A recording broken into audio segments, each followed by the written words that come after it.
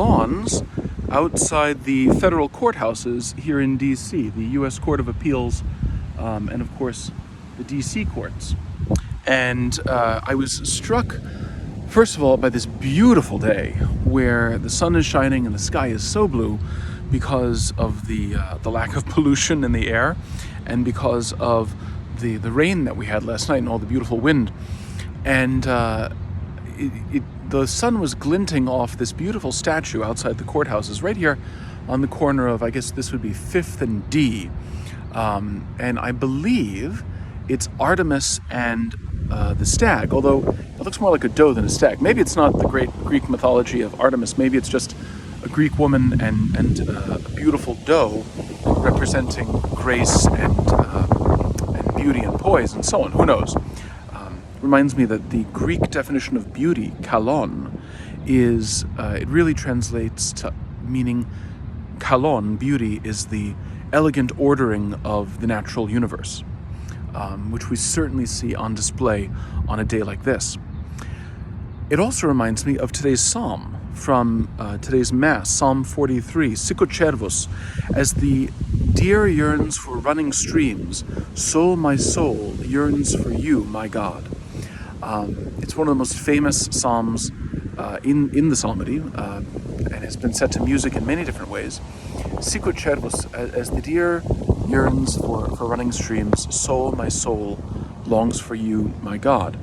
And a preacher once explained to me that a deer yearns for running streams the most precisely when it has been bitten by a snake, when the venom is working its way into the deer's system. And what will happen, because this happens fairly frequently in the natural world, is that the deer will go to a stream and will drink up absolutely as much water as it possibly can to try to dilute and flush the poison out of the system, right? So there's this existential yearning for water when that snake bite happens. And of course, there are allusions here to Genesis, right? To the snake that tempted us and caused our fall, the fall of our first parents, Adam and Eve, and to the need to sort of excise the poison from that wound by the baptismal waters in which we all share as Christians.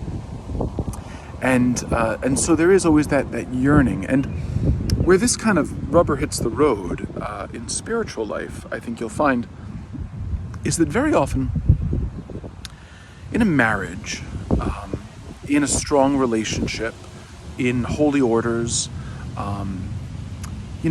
we enter into strong, important friendships, we enter into strong, important, life-giving relationships, but inevitably, because we're human beings, we feel the sting of that poison, the poison of sin, working its way up through selfishness, through poor human choices, through anger, through impatience, weakness, whatever you want to call it, right? Through sin.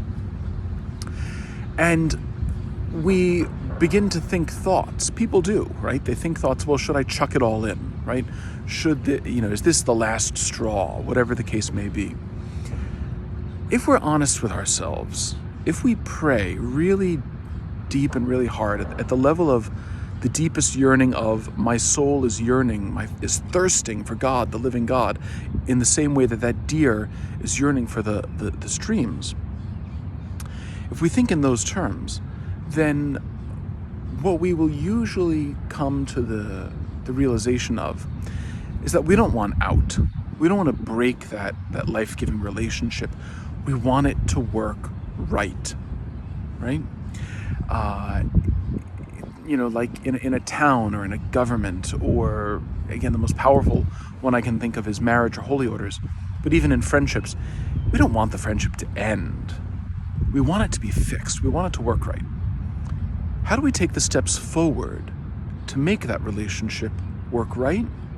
Well, we could stomp our feet, we could dig in our heels, we could be combative, or we could take a step back, hand over our woundedness to God, hand over our pride to God, hand over our weakness and our incapacity to God. And with all those things handed over to Him, we can then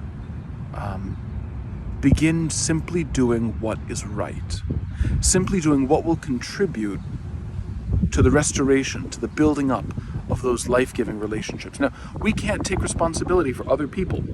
We can't force other people to do what is right. But what will allow us to sleep with ourselves until such time as those people do come around is if we have done no harm, is if we have tended to our side of things.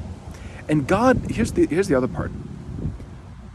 Until that other person comes around, okay, you're going to keep receiving the water that you need to receive from God himself directly, right? God speaks to us through relationships. God feeds us through relationships. If the spigot through which that water is coming, the other person in the relationship has gotten clogged up for whatever reason, God is going to still provide for you directly from himself, from his own treasury of grace, without any intermediary, through the sacraments, through nature, through other friendships, etc., right? So don't be tempted to give up on the life-giving relationship because there's been a temporary blockage. Don't think that somehow, there's no grace for me anymore, so I have to run away. No. He'll provide that grace. He will. As the deer yearns for running streams, so my soul longs for you, my God, right? And God will answer that plea. God will answer that need.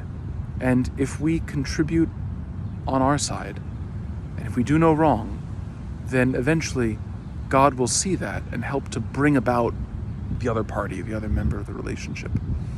I've seen it in my own relationship with the church. I've seen it in marriages. I've seen it in friendships that people have tried to work through and so on. And in the end, years later, and this is the beautiful perspective that the church, the saints, can give us. In the long run, when we look back 10, 15 years later, we say, thank God I stuck it out.